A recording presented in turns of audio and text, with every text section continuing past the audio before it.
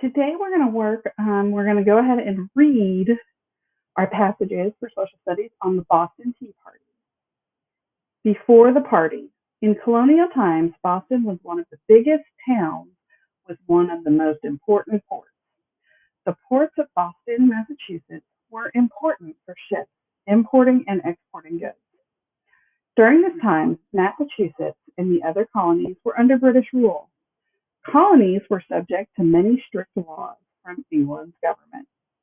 For example, in 1765, the Stamp Act was passed, which required colonists to pay a tax on every piece of paper used for printing, including newspapers, cards, and legal documents. Colonists were angry because laws and new taxes like this were often passed in the British government, where colonists had no representation or voice. The Stamp Act was later repealed or taken away. However, it was replaced with other taxes and laws, including the Tea Act of 1763. The Tea Act only allowed colonists to buy tea from a British company. A high tax was also placed on the tea to be paid by the colonists.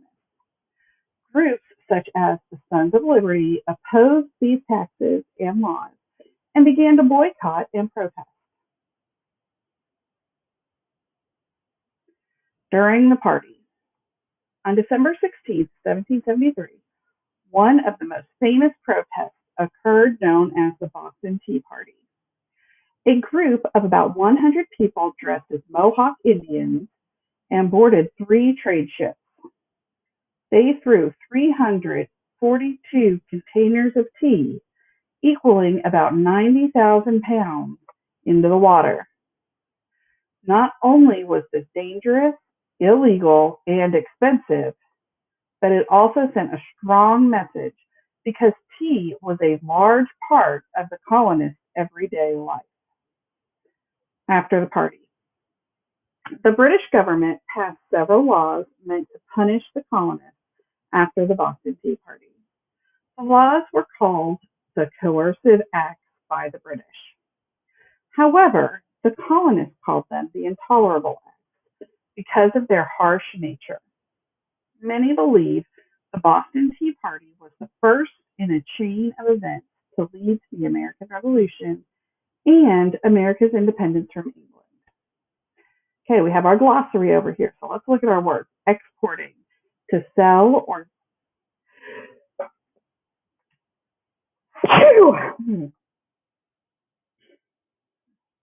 let's look at our glossary.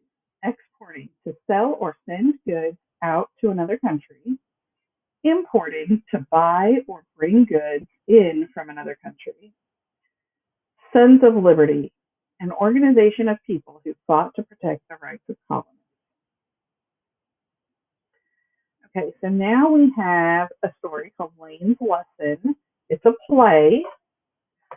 So scene 1. Students in Mr. Williams' 4th grade class are starting a new study on the Boston Tea Party. Lane, sighing loudly after reading the board. The Boston Tea Party? I already know all about this.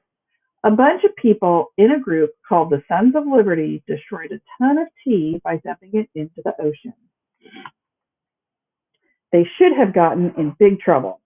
It was definitely not a party for whoever paid for it and for whoever cleaned it up. Can we please learn about something more important? Mr. Williams, you are right about a few things.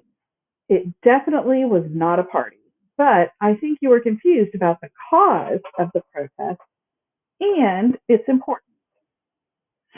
Nisha, right. The Boston Tea Party is one event that led to America fighting for its freedom from Britain in a war called the American Revolution. Lane rolling his eyes. I highly doubt dumping tea in the ocean caused a war. Mr. Williams, Nisha is correct.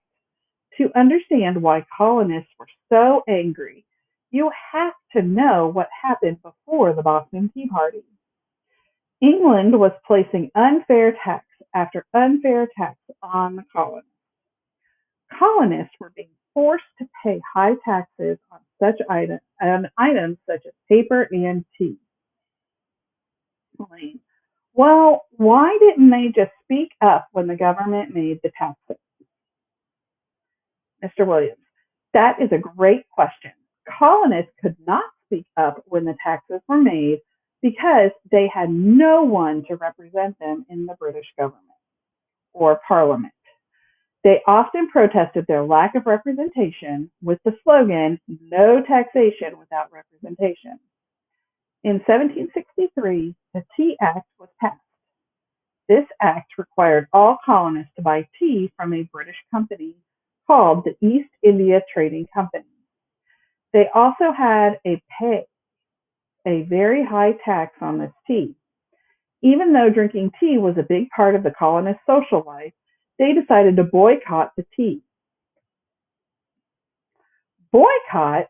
So they didn't have to buy any tea? Did that make Parliament and King George change their minds about the taxes? Mr. Williams, actually, things seemed to get worse. On December 16, 1773, a group of people dressed in disguises boarded 3 ships in Boston's harbor. They dumped about 90,000 pounds of tea into the ocean. By focusing on dumping only the tea and not damaging the ships, the colonists were sending a clear message that they would no longer stand for unfair taxes. Parliament responded by creating a series of laws to punish the colonists. However, colonies united and began to plan to declare their independence from Britain. Lane, wow, I guess the Boston Tea Party is more important than I